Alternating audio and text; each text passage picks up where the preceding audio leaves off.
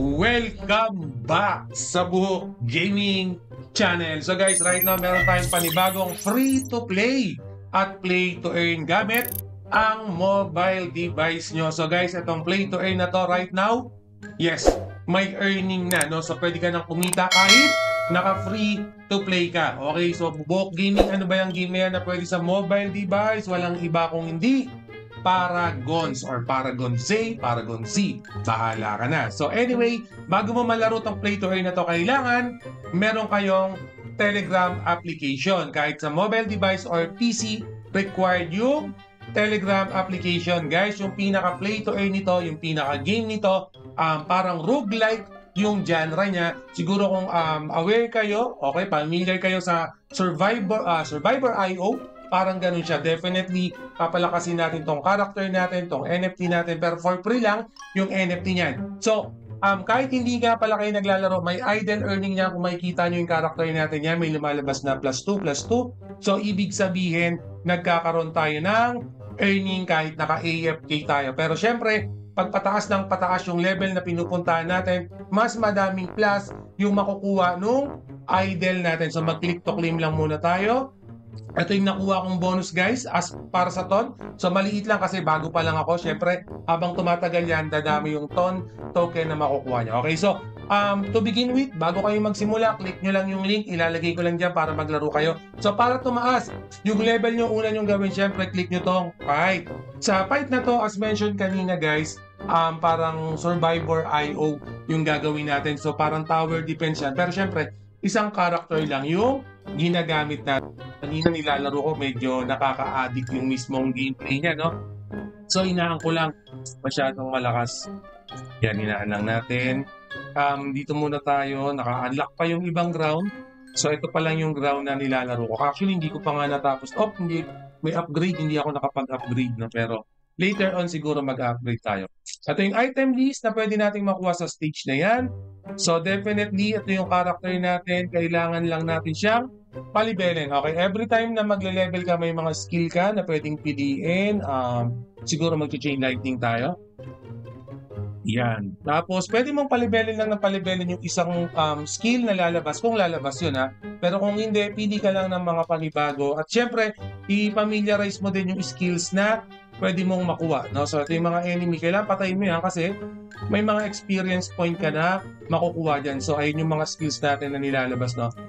By the way pala, hindi kasi supported yung keyboard. Kaya mas maganda siya laruin sa cellphone. Sa keyboard, pag PC kasi mouse yung ginagamit natin, hindi kasi ako gamay masyado sa mouse, no? Sa ganitong mga laro, okay?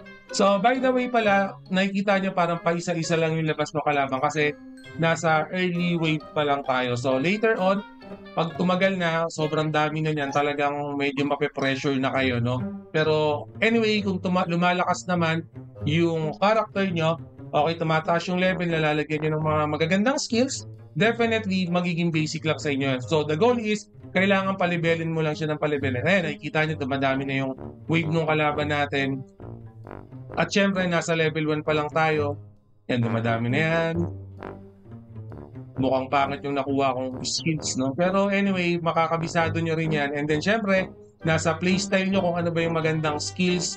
Baka mas aggressive kayo, mas gusto nyo ba yung long range na skills, gusto nyo ba yung mas mabilis na attack, pwede rin na i-buff nyo na lang yung stats nyo. Okay, may nakuha tayong gold natin. Yan. So, kailangan magpa-level up kayo.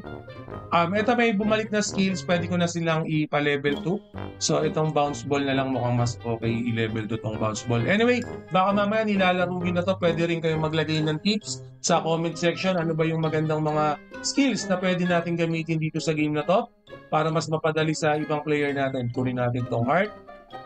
Yan, nadagdagan yung HP natin. So, technically, ito yung pinaka-gameplay niya. Yes, habang nilalaro nyo, mag-i-enjoy kayo kasi ako na-enjoy ko talaga yung mismong game, yung mismong concept niya. Pero again guys, free-to-play version yung ginagamit ko. Ito. Ay, magnet. Ito, maganda yung magnet. Yan. Ito, maganda yung store, no? Ito yung sinasabi kong mga buff, no? Movement speed, pwede tayong mas mobiles. Pwede rin mas dumami yung coins na makukuha natin. Pero more or less, chain lightning level 2 natin. Gamitin lang muna natin itong mga skill, no, para mas mabilis tayo makapag-farm. So yan guys, again, ito yung pinaka-basic concept para makapagpa-level kayo. Syempre, the point is, kailangan mapataas natin yung character level ng character natin para makapag-push through tayo sa ibang map. Kasi pag nasa ibang map na tayo, definitely and basically, dadami yung magiging idle earning natin. Okay, so ibig sabihin, right now, for example, 1 hour, 2 hour, inati ko tong game na to, book gaming, inati ko, nilaro ko ng nilaro yan. Okay, so ibig sabihin pala, pwede na pala akong magpahinga niyan later on. Yes, kung satisfied ka dun sa earning mo sa idle, definitely pwede wala akong nakikitang problema. Yun yung gawin mo, yun yung magandang diskarte mo. Pero for example, ako, wala naman akong ginagawa right now, naglalaro lang ako, nanonood lang ako, pa-level lang tayo. Mas okay yung mas malayo yung stage na mapupuntahan mo. Pero again guys, may earning na to, okay? Yung mga token na makukuha nyo, convertible na agad yan sa token nyo. Basic lang yung gagawin natin. So hindi na tayo mag-aabang ng mga TGE kasi naka-generate na yung token for this one. Para sa akin, pasipagan na lang siguro ng paglalaro nito. Okay, kung ganito naman yung nilalaro nyo, siguro kahit bago kayong matulog, no? Tirahin nyo muna, laruin nyo muna. Ang ganda mismo ng gameplay.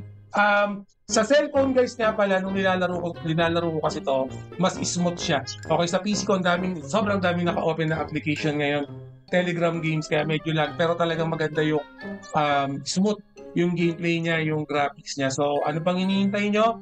Laruin nyo na yan, mag-farm na kayo, okay, para kumita na agad kayo. Pakita ko muna yung ibang quick game muna ako. So, ito na yung nakuha ko, 210. Yung range na, yung nilaro ko 3 minutes something lang.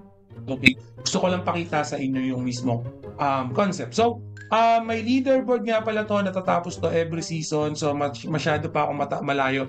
Nasa 3,000 pa lang ako. May mga points kayong makukuha.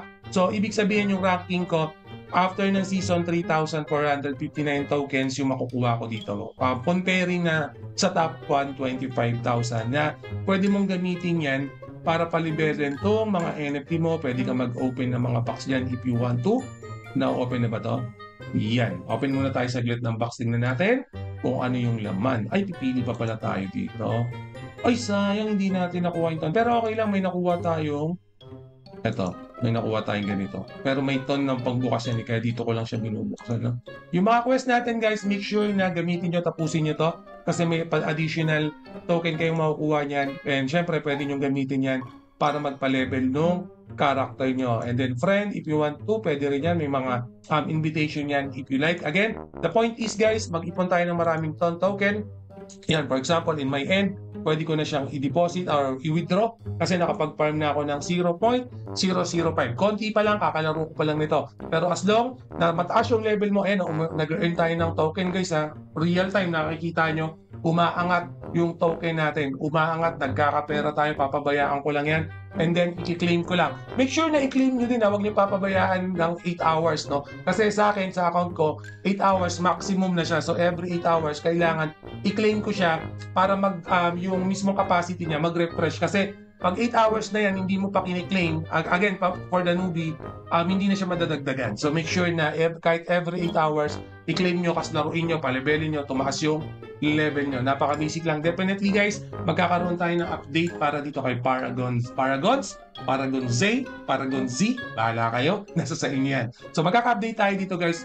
Siyempre, pagkakakitaan yan, free-to-play right now, free-to-play, free NFT. Pero, naririnig ko, dinig ko, sooner or later, magbebenta na sila ng mga NFT. Hindi ko lang alam kung hanggang kailan tong free-to-play na to. So, ngayong naka-free-to-play yan, kunin nyo yung free NFT. Sayang kasi pag biglang binenta yung NFT na yan, hindi ka pa nakakapag-register, magbabayad ka pa para makapaglaro ka lang. Considering right now, okay, libre mong makukuha yung NFT for life.